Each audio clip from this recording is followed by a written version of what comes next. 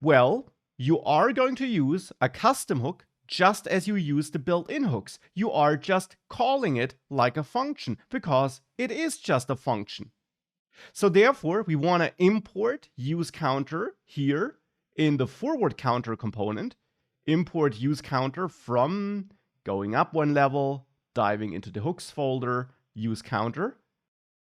And in the forward counter, we can then just call useCounter.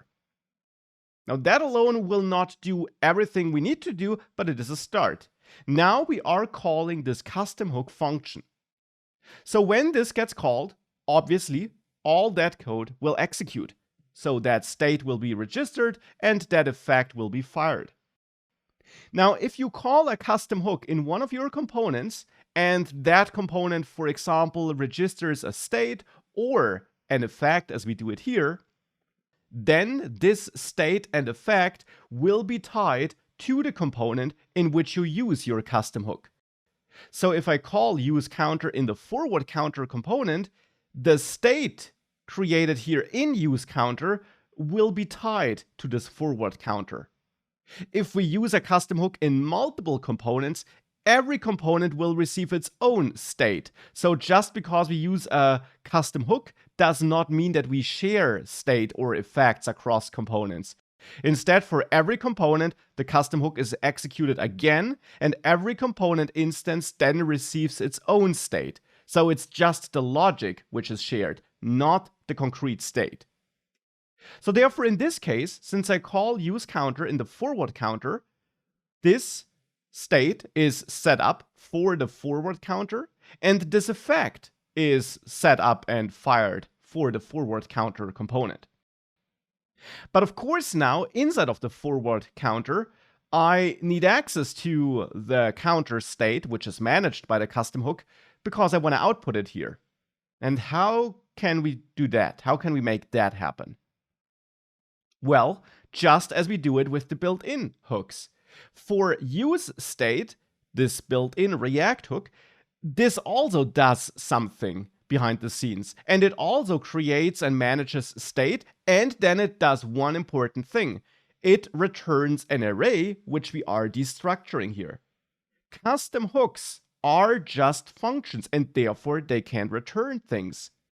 So here in the case of useCounter, to make that counter state available in the components that do use this custom hook, we can simply return it. We can simply return counter. You can return whatever you want to return in your custom hooks. That could be an array, or an object, or a number, or in this case, implicitly a number, because counter will hold a number. So now I'm returning this counter state here. So this state, which is managed or which is set up by that custom hook, I'm returning it here. And therefore, in the forward counter component, where I call useCounter, I can of course use that returned value. And here I can set up my counter constant, set it equal to calling useCounter. Since useCounter returns the counter, I can store it in a constant of this component. And now we can get rid of all that old code in here and slim down this component like this, get rid of the imports because we're not directly using useState or useEffect in this file anymore. And now we got this slim component.